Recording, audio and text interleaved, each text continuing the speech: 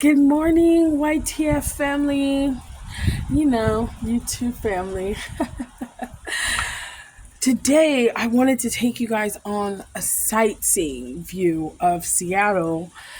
However, we are in a bit of a pickler because it is raining. So, we get to stay inside and kind of just continue on with our discussion from yesterday and see where that takes us. So, let's go inside. So, yesterday, I spoke to you a little bit in Spanish, and I kind of just rambled on. I really didn't have a point of what I was saying. I tried to stick to the same story of what I was discussing with you. Yet, I guess when you're talking about spouses and significant others and husbands, it just doesn't always seem to go as planned. So today we have a few comments from a few of our viewers, and they want me to be a little bit more descriptive about myself and get to know me a little bit better. So we'll start there. It was funny because the other day I was drinking some juice, and a friend of mine, she says, "Why worry about the juice when you have the tea?" So I'm going to give you a little bit of the tea of myself. So I told you about my aspirations to become an attorney, and I told you about my unsuccessful yet successful marriage, and I told you a little bit about my age and how I don't have children and things like that. So I think today I'm going to tell you or explain to you just what I mean when I say I'm successful and what it is when you have success. So let's start there, okay? Success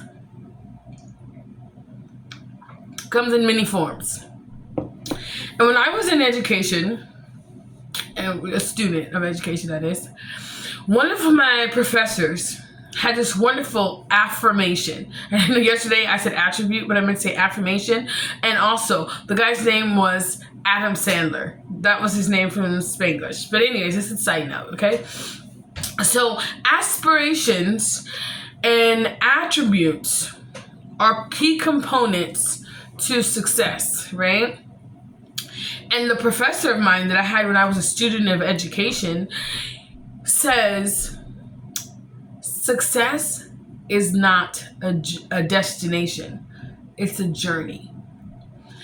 And as I pondered upon what that could possibly mean, I realized it needs no thought. It's self-explanatory. When you have one degree, such as like a master's degree in sociology and a bachelor's in environmental studies and a law degree and so on and so forth, you realize that in order to obtain one, you had to go through the other. And as you obtain these certifications, you realize that you learn more and more and more, and there's just more knowledge to grasp and more knowledge to obtain. And the most part, it's beneficial for yourself in all aspects. And in order to obtain them is really where the journey begins.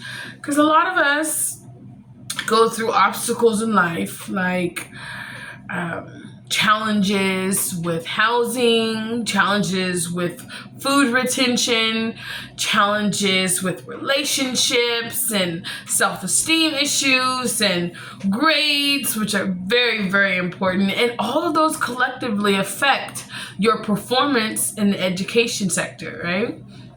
And so when my professor had said this to me, that education is a journey, not a destination, I was still studying. So I'm like, I thought in order to be successful, you had to, obtain these certifications. And then it just goes more and more and more and more. So let's talk about my certifications. I'm certified in PhD, right? Which is not a player-hated degree. No, just seriously. Well, my certifications are I have a bachelor's in environmental studies, and I practice law in California and associates in paralegal studies. And then I also have a certification in cosmetology, certification in massage therapy.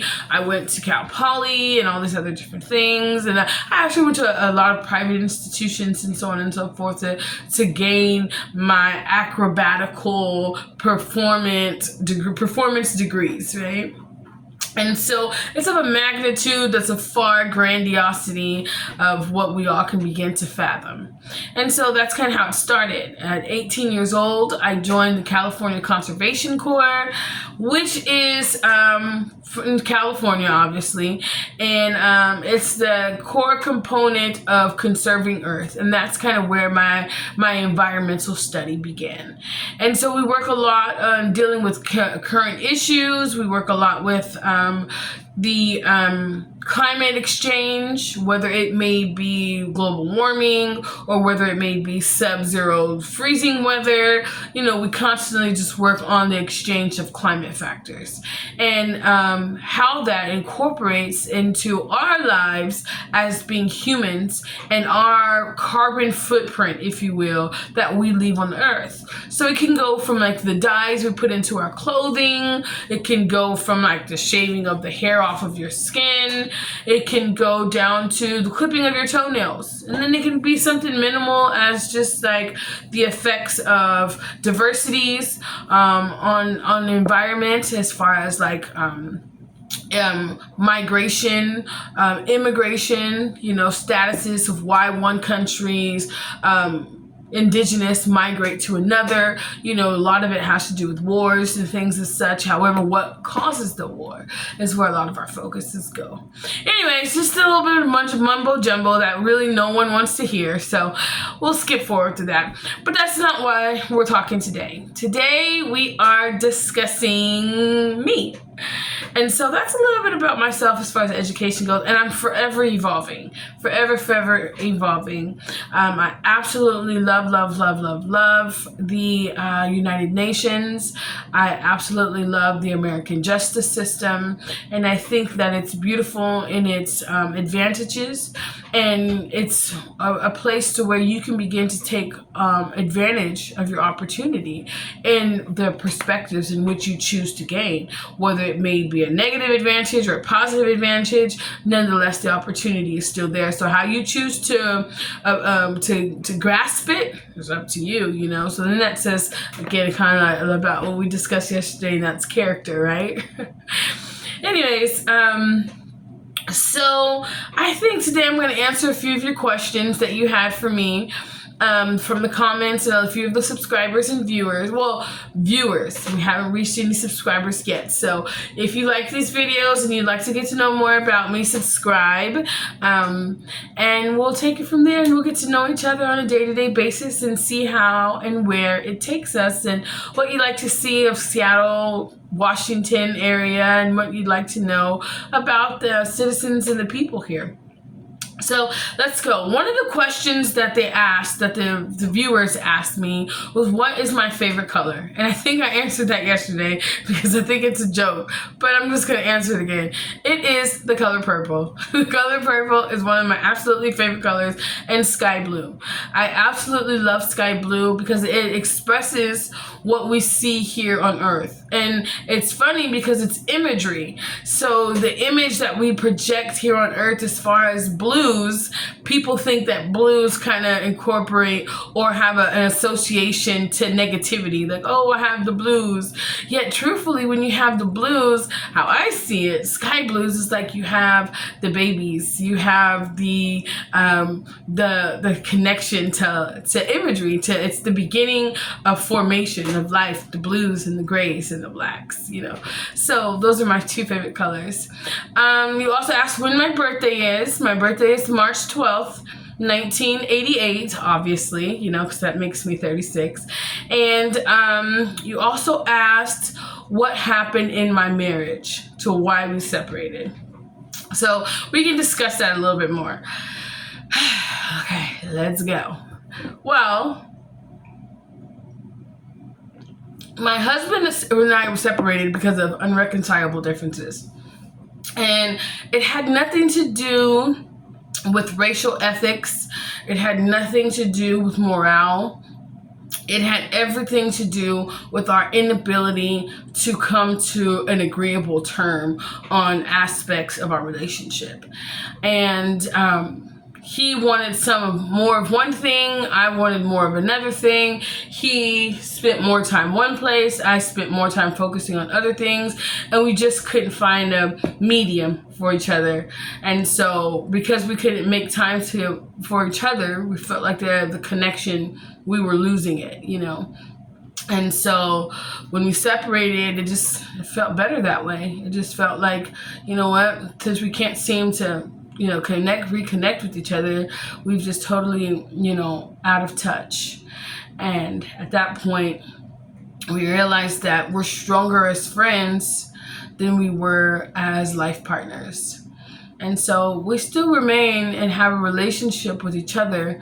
However, it's just not as intimate as it once was. And that's the beauty of it. A lot of people who separate from their spouses or divorce from their spouses kind of do so in negative terms. And it's hard because it's so heart-wrenching, right? Yet when you begin to separate from your spouse before the actual physical separation, it makes it a lot more easier for you to just, go. And that's just what happened. Some of you guys also asked, what is it that I look for in a man, right?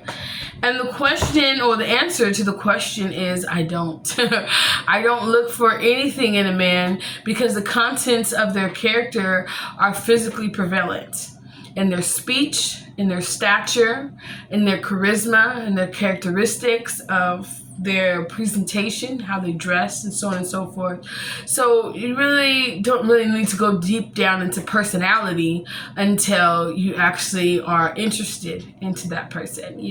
That's how I see it. And so it begins there. As far as personality traits, that for me is I love someone who's funny, who's outgoing, ambitious, first and foremost, faithful and dedicated. And what I mean by faithful is that you're committed to your higher power. And I say higher power because we all have a different terminology in our relativity relations to our connection with a higher power. So some may refer to him as the creator, like I do. Some may refer to him as Allah, and so on and so forth, or Father, and wonderful, great things like that. And so when it comes to faith and devotion, I look for someone who's committed. Like, you can have a job for a million years, or a career, that you just began in your life, or you can even have, past relationships with your significant ex-others that lasted for 15 years or 20 years, like mine. However, a lifetime is a commitment that shows grace. And that right there is how I correlate to your commitment to faith. Because if you can dedicate yourself from a babe to your faith, then you can dedicate and commit yourself to someone of like-mindedness. And that's how I see it. More about me is, I told you that I'm African. So let's go into a little bit more about that. My father is African. He's from Nigeria, from Lagos. And my mother is African American. She's from Africa also. However, she was born here in America. My family migrated through Louisiana and then situated themselves here in California, where we began to take roots. And I was raised and brought up here, but in the West Indies of the West Coast. So when I mean here, because that's what I mean. However, I was raised in California, born in Sacramento, and then I just recently, within the last few months, moved from my home to other places, and then did the long-term separation by coming here to Seattle, Washington. And that's kind of a little bit of that.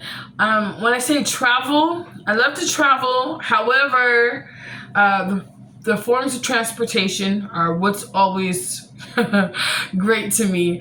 Flying in the sky is left to the birds. However, everyone likes to soar through the sky like an eagle. So it's great to fly. And then I'm not a big cruise line person. I'm not gonna lie. Something about being in the middle of the water with nothing to hold on to is just kind of like different for me, you know. And I always get the reminders of Titanic. So I'm just like, if it happened once, it can happen again. And I hate to be on that boat when it does. So let's make the chances of that happening less likely by not getting on it. So that's pretty much how it goes for cruises. However, I'm a beach girl. I don't mind going to the beach and sitting on the water of the edges where it goes up to my knees. Maybe a little bit to the waist. That's as high as I go. Other than that, you know, I'm not trying to swim with the dolphins. That's their job. Leave that to the sharks and the whales. And although I may look like a whale, and I feel, right, it doesn't make me a seal, right? So I'm not a seal to be able to swim with the dolphins like they do. Also, some of you guys asked the questions of where am I residing? So I'm residing in Seattle, Washington, obviously, and I live in, I think this is the north side. I'm not sure. I think this is the north side of Seattle, Washington, and I live in a residential area near the University of Washington, and it's actually very beautiful there. I've actually had a chance to go on campus and see wonderful classroom settings and kind of experience that whole university, college, sorority type of life, which was great, you know, and you know, Alpha, Omega, whatever, but it's just one of those great things. Yeah. So that's a little bit about me. And then some of you guys in the views asked, why don't I have children? So that right there is not a reason. It just hasn't happened yet. I've been to the doctor, and the doctor says I have insides like a shaft, you know. It just doesn't break down, right? So there's nothing that's preventing me from having children except the actual conceptualization of the formation of a child. So given the fact that I'm separated and divorced and we had been doing so for quite some time, it just hadn't happened, and we both burrowed ourselves in our career choices and work, and so that's wonderfully why. And then some of you guys like to ask me, what is my career? I like to know, like you said, I was an aspiring an attorney, and I also was aspiring content creator, which I'm doing now. And so my career title is an aspiring dance studio owner. So I want to own a dance studio. And I look forward to the connections that we have, that we can divulge between the swaying of the hips and the motivational movements of our bodies, and how that kind of creates a song in the wind for you know, life and existence. So that's kind of how I see it, just how the power of dance can actually change lives, and it also can change the direction of the wind, you know. So I look forward to that also. So everything is aspirations. So my career actually is it's evolving. So that really is a title of my career. I can be this today and that tomorrow. However, when you have a career path, it just kind of goes from one direction to the next, meaning that it doesn't change, you know. I mean, that it does change, you know. The title, my position changes depending on, you know, the current issues. And that's just pretty much what it is. And so that in a nutshell, and basically nothing. It's so many words. No, that's a joke. But really, it's just about creating content and hoping that the viewers can relate to what I'm saying and get to know me better and becoming more acceptable to speech. I don't have a fear of any sort. I have like a disassociation when it comes to public speaking, meaning there's something in their pupils, something in their eyeballs, this people looking at me just kind of gets me so like, whoa, my gosh, why are they looking at me? So I like can have a great speech prepared and just a wonderful paragraph well put together and so on and so forth, and paraphrase it just greatly, yet when it comes to the actual speech of it all, speaking of it all, I kind of just get a little shy. So a friend of mine had the idea to say, why don't you start with a YouTube channel and see where it goes from there? So that's pretty much where I am at now. So us being 5 videos in kind of gives us a way to grow with each other, and you can kind of give me ideas on what to show the next time I do a video, and how to present myself properly and how to speak properly and things like that. So I look forward to growing with you in the YTF family and see, you know, how it goes and where it goes and what direction it takes us. So I think that's it for today, or for now. I'm going to look at some more questions that the viewers had presented, and next time I'm going to have a wonderful piece of paper so that I can be able to answer these questions, and I'll probably do so later on today. Thanks for watching. Have a great day.